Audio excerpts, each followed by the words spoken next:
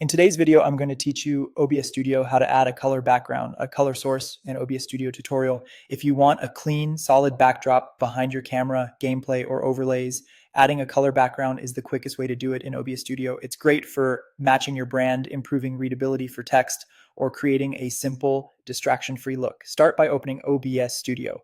On the main window, look toward the bottom for the Scenes and Sources docs. Scenes are collections of elements, and sources are the individual elements inside a scene. We'll add the background as a new source. In the sources box, click the plus button to add something new. A menu appears with different source types. Choose color source. This is the built-in option specifically designed for solid backgrounds, so there's no need for an image file. You'll be prompted to name your new source. Give it a clear descriptive name so you can find it later, especially if you plan to use multiple backgrounds. Click OK to open the Properties window. Now it's time to choose the color.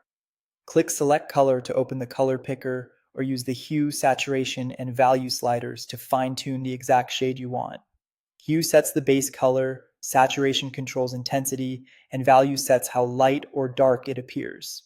As you tweak these, watch the preview so you can match your branding or create contrast with any text and overlays you plan to add.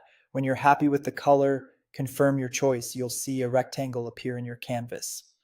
Resize the color box to fit your scene by dragging the red handles around its edges and corners. This lets you create a full background, a sidebar, or a lower bar, whatever layout you're aiming for. If you want it to cover the entire canvas perfectly, use the automatic fit option. Right-click the color source in the canvas or in the sources list, hover over transform, and select fit to screen. This snaps it edge to edge based on your current canvas size, ensuring there are no gaps. Finally, make sure the color stays behind everything else. In the Sources doc, drag the color source to the bottom of the list so it sits underneath your camera, game capture, and any overlays.